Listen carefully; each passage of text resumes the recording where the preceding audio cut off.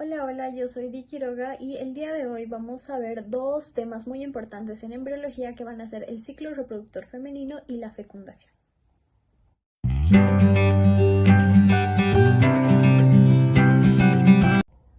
Bien, entre los 10 o 13 años de edad, la mujer va a empezar a tener estos ciclos menstruales, los cuales van a estar encargados de, preparar el sistema reproductor femenino para la posible gestación. En estos ciclos van a participar los ovarios, el útero, las trompas de falopio, la vagina y las glándulas mamarias. Pero también van a participar el hipotálamo y la hipófisis. Estos van a tener un papel principal. ¿Por qué? Porque van a ser los que en realidad van a comenzar toda esta situación, debido a las hormonas que estos van a liberar, ya que el hipotálamo tiene que liberar una hormona llamada hormona liberadora de gonadotropinas. Esta hormona va a viajar hasta la parte anterior del hipotálamo, donde va a estimular a la hipófisis, va a estimular a la hipófisis para que ésta secrete sus hormonas, que van a ser la folículo estimulante y la luteinizante. Estas van a tener una acción principal en el ciclo reproductor, del que vamos a estar hablando más adelante.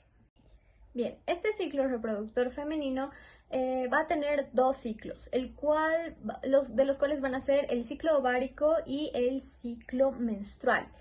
Vamos a comenzar hablando del ciclo ovárico, el cual va a tener tres fases, que va a ser el desarrollo folicular, la ovulación y la formación del cuerpo lúteo. Comencemos con desarrollo folicular. Bien, comenzamos con desarrollo folicular.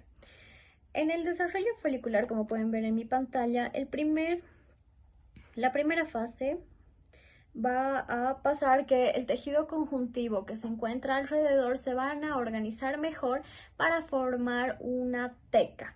Bien, esta teca folicular se va a dividir en dos, una teca interna y una teca externa. La interna va a ser una teca vascular y glandular. En cambio, la externa va a ser una teca pseudocapsular. ¿Qué quiere decir esto? Que bueno, es una cápsula falsa, ¿no? Porque al final las dos son las que van a estar protegiendo al ovocito primario. Estas células van a producir un factor angiogénico, lo que quiere decir que van a fomentar el desarrollo de vasos sanguíneos, esto en la teca interna. Es por eso que esta se va a llamar vascular. En la segunda fase podemos ver que las células se van a empezar a reproducir activamente, se van a empezar a dividir. Lo que van a causar es que ahora los folículos sean una capa estratificada, es decir, son muchas células, y los espacios entre ellos se van a rellenar de líquido. Bien, en el tercer suceso, lo que va a pasar es que este líquido que les mencioné se va a unir, se va a juntar en un solo lado y van a formar lo que es el antro folicular. En la tercera parte, en la cuarta parte, ya se va a formar un folículo secundario, donde podemos ver que este ovocito se va a ir más hacia la parte del antro, se va a entrar más hacia el antro. Y luego lo que va a provocar es que va a existir cierta presión de parte de este ovocito para que el antro va a empezar a querer salirse de la teca prácticamente. Y a esto se le va a llamar estigma, lo que voy a explicar mejor a continuación ya en ovulación. Esto fue desarrollo folicular. Ok, nos habíamos quedado en la formación del estigma. En la imagen que pueden ver en mi pantalla se va a ver un poquito mejor. El estigma se va a dar gracias a un crecimiento súbito del folículo ovárico, que va a ser el conjunto de las células foliculares con el ovocito. Esto va a crecer tanto que va a empezar a crear una pequeña tumefacción con ese líquido folicular que se había encontrado entre las células, ¿no? Entonces, esta tumefacción va a ser avascular debido a que va a estar abandonando la teca y por lo tanto no va a recibir la vascularización que tenía de parte de la teca interna. Esto se va a dar gracias a la estimulación de las hormonas folículo estimulante y de la luteinizante. Bien, aquí es donde ya vemos una participación más activa. Aunque el folículo estimulante es el que ya había participado anteriormente en el desarrollo folicular, porque como lo dice su nombre, lo va a estimular para su crecimiento y desarrollo. Ahora, después de este crecimiento, el ovocito se va a desprender de la teca folicular, como podemos ver en el dibujo. Bien, si hacemos una comparación, la parte rosa sería la teca y aquí en la segunda imagen podemos ver que, que el ovocito se está desprendiendo de esta. Bien, después vamos a ver un incremento de la luteinizante, lo cual va a romper el estigma, provocando así que el líquido folicular salga del folículo, ¿no? Entonces, esta expulsión del líquido va a provocar que después se expulse también al ovocito junto con el líquido. Esto va a estar dado a consecuencia de una presión intrafolicular que se va a dar por unas células, por células musculares lisas que se van a encontrar en el folículo, fibras musculares de la teca, y también por una estimulación de prostaglandinas.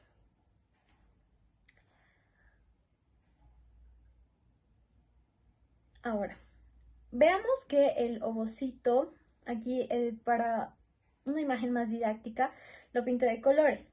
Podemos ver que este va a estar rodeado de una capa azul, la cual va a ser la zona pelúcida.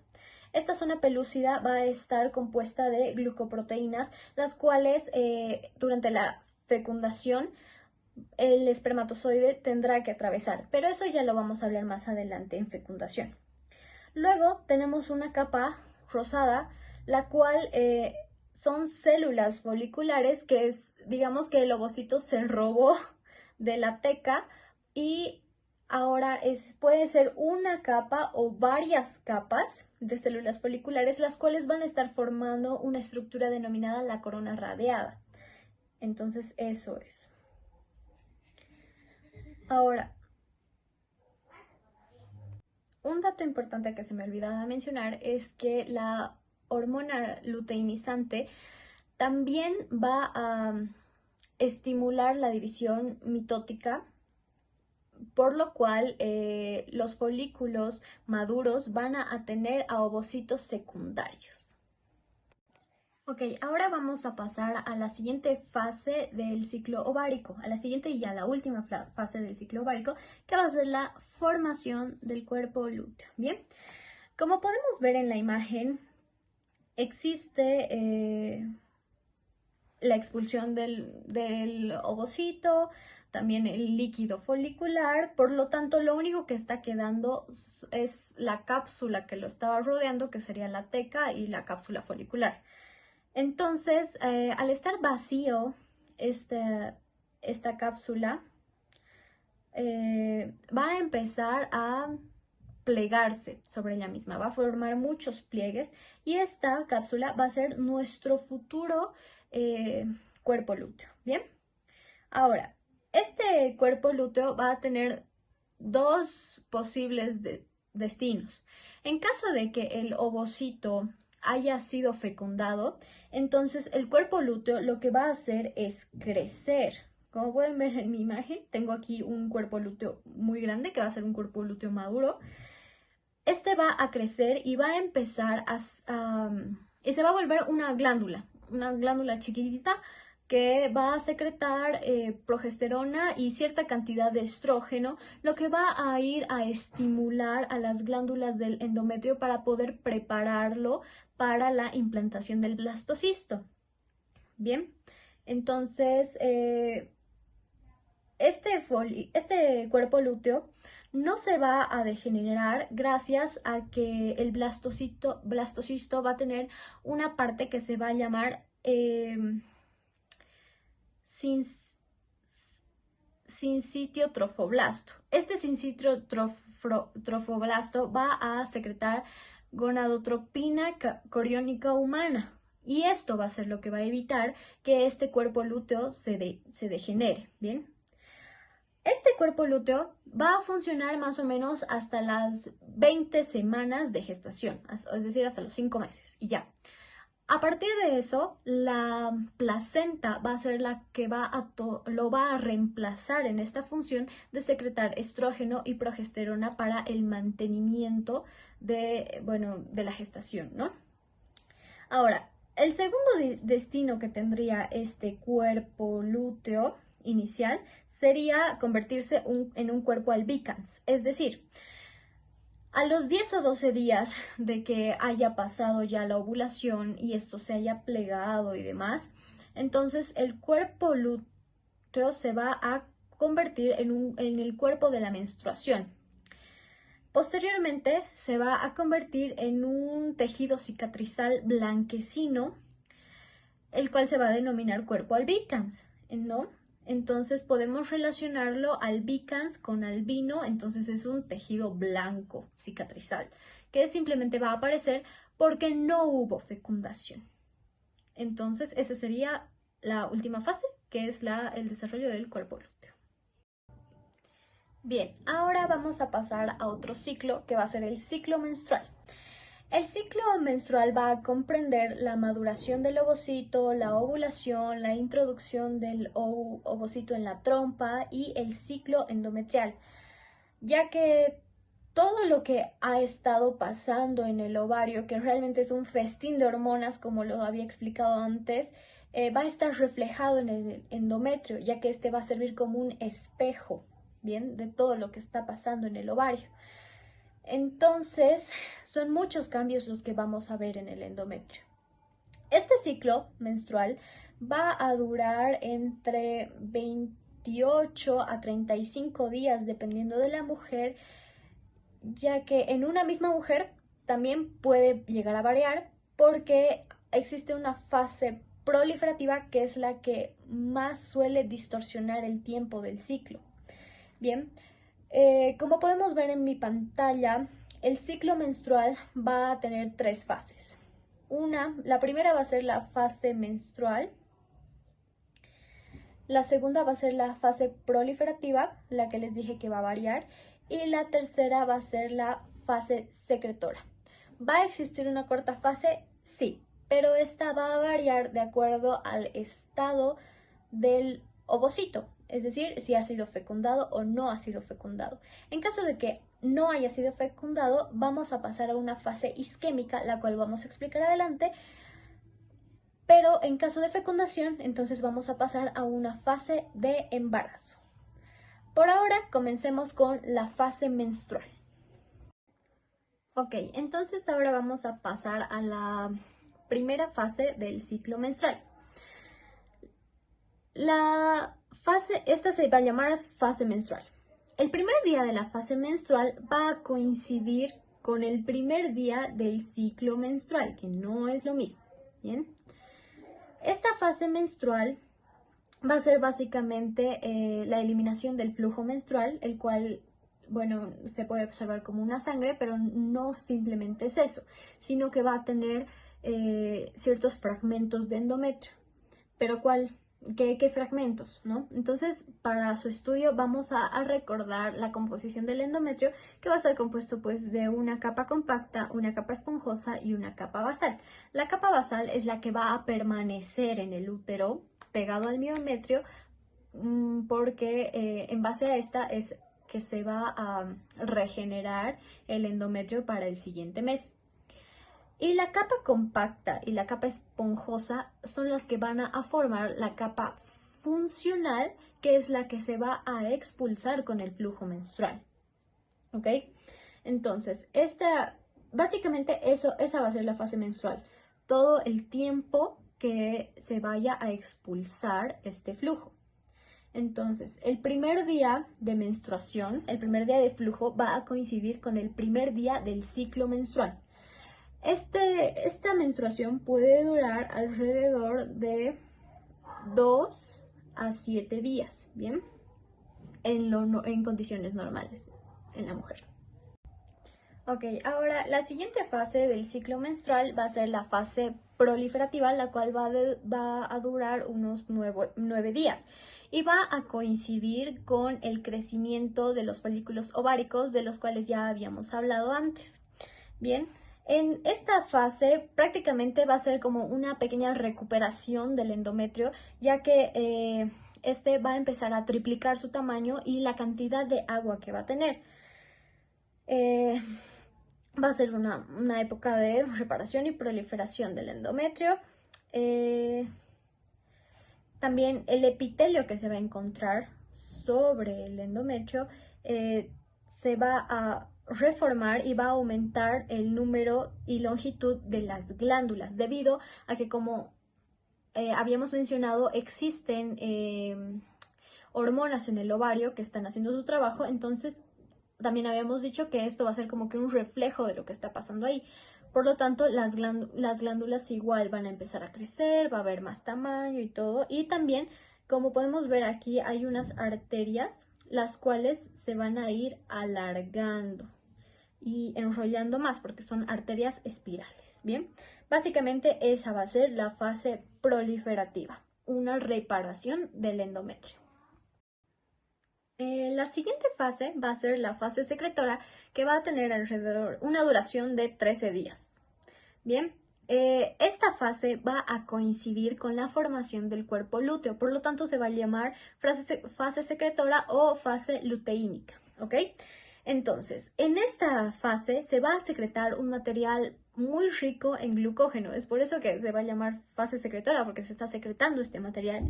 Bien, también en esta fase lo que va a pasar es que va a existir un engrosamiento aún mayor del endometrio y de las glándulas del endometrio, debido a que el cuerpo lúteo en esta etapa va a estar produciendo progesterona. Entonces esto es lo que va a incrementar este crecimiento. ¿Ok? También va a existir un mayor enrollamiento de las arterias espirales. Como podemos ver, en comparación a la fase proliferativa, el enrollamiento es muchísimo mayor, el endometrio es muchísimo más grueso, etc.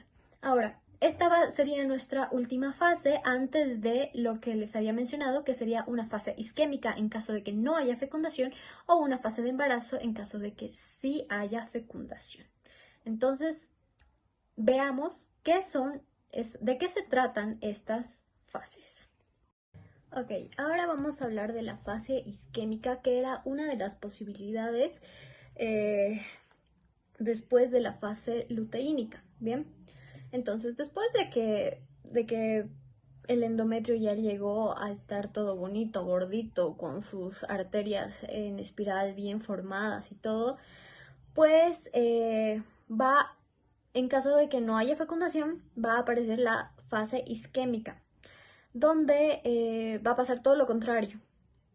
Es decir, va a haber una disminución de hormonas debido a que el cuerpo lúteo ya se habrá degenerado, ¿no? Entonces ya no habrá la secreción de estrógenos, ni progesterona, ni nada. Por lo tanto, la secreción glandular del endometrio también se va a disminuir, o sea, se va a interrumpir en realidad. También va a existir una vasoconstricción de parte de las arterias, pero va a ser una muy fuerte y cada vez va a ser durante tiempos más largos, lo cual va a llegar a provocar necrosis o éstasis venosa. Entonces, una vez que estos vasos estén tan dañados, la pared va a llegar a romperse y la sangre que estaba dentro de estos vasos pues va a producir una hemorragia uterina, la cual se va a expulsar por la vagina. Es decir, esta fase isquémica es la que nos va a dar paso hacia la menstruación, es la que nos está creando todo ese material que se va a expulsar, que más o menos van a ser de 20 a 80 milímetros de sangre, junto con la capa, con la totalidad de la capa compacta del endometrio y parte de la capa esponjosa, ¿bien? Entonces, todo esto es lo que se va a expulsar y aquí está la razón en la fase isquémica. Ok, ahora vamos a hablar de el otro camino, es decir, de si el ovocito al final sí fue fecundado. En caso de fecundación, pues claramente va a haber embarazo, es decir, el cigoto que se ha formado va a empezar su segmentación, va a empezar la blastogénesis, es decir, la formación del blastocisto. El blastocisto se va a implantar en las paredes del endometrio. Y va a crear, bueno, y va al desarrollarse, va a tener un lugar que ya lo habíamos mencionado, que es el sinsitio trofoblasto, el cual va a crear la gonadotropina coriónica humana, la cual va a hacer que el cuerpo lúteo no se degrade, entonces siga produciendo estrógeno y progesterona para el desarrollo, para un buen desarrollo. Bien. También es decir, entonces va a continuar la fase luteínica y no se va a producir la menstruación. Va a cesar totalmente este ciclo menstrual hasta aproximadamente 6 o 10 semanas después del alumbramiento, pero solamente si la mujer no da de lactar. Bien, en caso de que dé de lactar puede llegar a retrasarse más. Entonces con eso vamos a concluir el ciclo reproductor femenino. Ahora vamos a comenzar con un tema muy interesante y muy bonito que es la fecundación. Bien, ahora sí vamos a hablar de la fecundación. La fecundación se va a entender como una serie de acontecimientos coordinados, ¿bien? Entonces, vamos a ir por pasos para explicar todos estos acontecimientos. El primero va a ser la penetración, o bueno, el paso de los espermatozoides a través de la corona radiada. Como pueden ver en mi pantalla, tengo aquí un ovocito que está rodeado por muchas células, por una capa estratificada de células. Les había explicado que el ovocito prácticamente como que se roba una parte de las células foliculares y estas van a formar la corona radiada y esto es lo que tiene que atravesar el espermatozoide. Bien, entonces, ¿cómo lo va a hacer? Para esto necesitará secretar hialuronidasa desde el acrosoma. Bien. Esa es una de las cosas que tiene que hacer. Otra cosa que le va a ayudar para atravesar la corona radiada son sus movimientos flagelares, ¿no? Y la última y la más interesante nos va a explicar también el por qué la fecundación tiene que realizarse en la ampolla. Y es porque solamente en esta sección de la trompa de falopio va a secretar enzimas tubáricas que también van a ayudarle al espermatozoide a atravesar esta corona radiada. Bien, eso es lo primero. Después, el segundo punto que vamos a ver es la penetración de la zona pelúcida, que como pueden ver en mi pantalla, aquí está como de un color verdecito. Bien, esto el espermatozoide lo va a atravesar secretando acrosina, esterasas y neuroaminidasas. Repetimos, acrosina, esterasas y neuroaminidasas. Bien. El tercer paso va a ser la liberación de gránulos corticales. ¿Para qué? Estos gránulos corticales van a impedir la diespermia, es decir, van a impedir que los demás espermatozoides entren hasta el ovocito, es decir, que digamos, dos espermatozoides fecunden el mismo ovocito porque esto no va a ser compatible con la vida. Entonces es por esto que se va a liberar estos gránulos corticales. El cuarto paso va a ser la fusión de membranas celulares, es decir, el ovocito, la membrana del ovocito y la membrana del espermatozoide se van a volver una misma, ¿no? Y así el espermatozoide va a poder entrar ya sin su membrana y tampoco va a entrar con su cola. También es la eliminación de la cola. Como quinto paso vamos a tener la formación del pronúcleo femenino. Por la estimulación que va a provocar el espermatozoide al entrar al ovocito, se va a ocurrir la segunda división meiótica. Y esta división meiótica es la que va a formar el pronúcleo femenino y un segundo corpúsculo polar, perdón. Luego vamos a tener la formación del pronúcleo masculino. Al entrar el espermatozoide, pues su núcleo va a empezar a crecer y crecer y crecer hasta ser de un tamaño parecido o bueno, igual al del ovocito, para que posteriormente en el séptimo paso estos se fusionen, ¿bien? Al fusionarse esto, aquí vemos los núcleos individuales. Tenemos el pronúcleo femenino y el pronúcleo masculino. Bien, entonces, al fusionarse estos, lo que van a conseguir es al fin tener el cigoto, es decir, una célula diploide nuevamente. Esta va a ser la consecuencia y en base a este cigoto empezar la segmentación, luego la blastogénesis y el blastocisto y la implantación del blastocisto y demás, y así comenzar con la vida de un nuevo ser. Bien, entonces con esto es que vamos a terminar la fecundación. Un cigoto, una célula diploide con un ADN totalmente nuevo y el inicio del desarrollo de un nuevo ser. Bien, con esto llegamos al final de este video. Espero que les haya gustado y que hayan logrado entender el tema. Muchas gracias.